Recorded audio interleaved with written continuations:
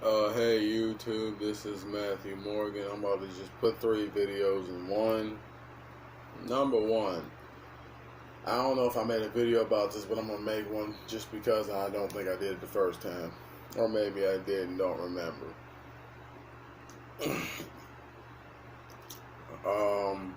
To the parents of children that come to this world through two dysfunctional people who don't want to appreciate the fact that they had a baby, here's one thing y'all gotta stop doing. Stop blaming. Well, no, not even the baby. Stop arguing amongst each other about the fact that that baby was born, and stop trying to tell that baby, your dad's a deadbeat, your dad's a punk, your dad was never there, your dad's no good, your dad's this, your dad's that, your dad, or that your mom's this, your mom's that, your mom's this, your mom's that, your mom. Because eventually that child's gonna find out that you're lying. And it's funny how sometimes it turns out that the parent that makes the other parent look bad is actually the parent that's bad is the one that's trying to make the other parent look bad. And a lot of the time, the parent that's actually a good one only left because they couldn't handle that child's other parent. But that parent probably wanted to be there for their child, but because that parent probably stopped the other one from being there for child support reasons or whatever, so they tried to be there, but they just couldn't deal with that other parent being such a douche, so they were not there. Well, parents, if I can say, stop trying to make each other look bad in front of your child, because at the end of the day, all that's going to do is make y'all both look bad. Even if one's good and one's bad, it's going to make you both look bad. It's not the child's fault it was born between two dysfunctional people, so stop acting like children and act like adults so you can raise the child that you made, whether you're separated or together. Remember, that child did not ask to be here. You brought it here, so take care of it, like it or not, or give it to someone else who will. Stop wasting it. Ain't God's time. This is obvious. God gave y'all that baby for a reason. Y'all can't take care of it, then give it to someone else, come back into his life years later and say, we're your parents, or I'm your parent, and I'm sorry I gave you up, but I just couldn't take care of you. I love you, though. Second thing, crucifixion of Jesus. When that happened, Mother Earth seen that, she got furious and flooded the world. Yeah, the Mother Gaia, the spirit of her, she flooded the world because she got angry to see her, not youngest, but one of her youngest children getting murdered by humanity. God didn't destroy the world. He just looked at it in pity and, wept. And what was the other thing? Oh, yeah, death or passing away.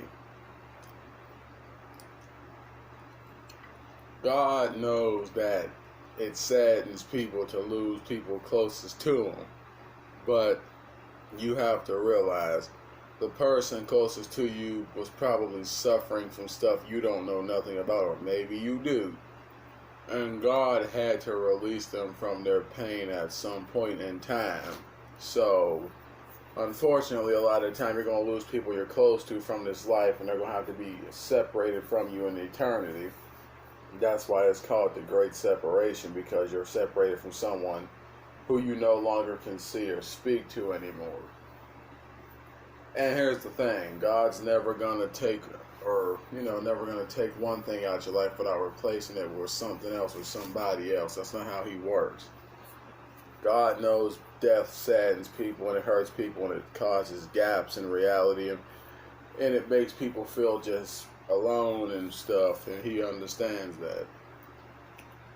But unfortunately, there's probably people that were suffering long before you got on this planet who had to go home with God because he got tired of seeing them suffer, but they wanted to stay here for you. He's not going to force them to leave the earth, but at the same time, he knows they need to be home at peace.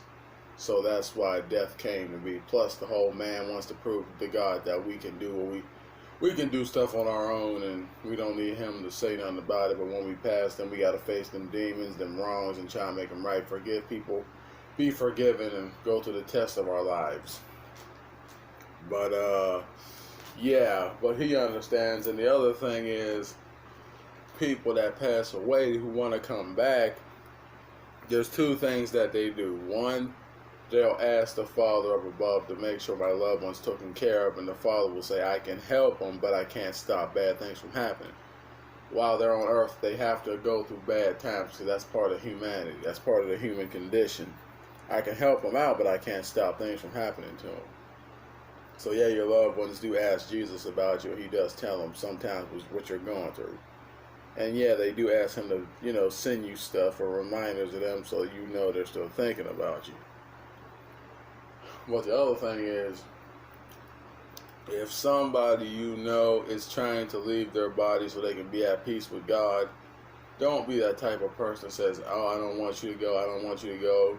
I understand some people want to, stay close to their loved ones forever, but no one's promised to be on this earth forever. Nobody. You have to learn to let go and let God, literally. Because if you keep this person on earth for your own selfish purposes, their body is suffering. And God wants to take them home, but he's not going to force them to go because they want to stay here for you. Because you want them to stay here for your own selfish purpose. I get those who are not selfish, they just don't want to be parted from the people they're close to, but at some point it's going to have to happen. Unfortunately, whether or not you like it, it's going to have to happen. But yeah, that's why it's called the Great Separation, because you are separated from someone you love and you'll never be able to see them again until you pass away and you see them in the next life.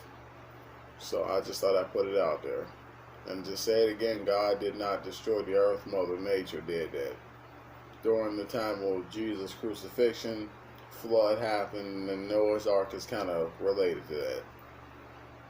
So, I do believe Noah's Ark and the crucifixion of Jesus happened around the same time. But they were in two different areas, but they happened at the same time. So, yeah, and I'm out.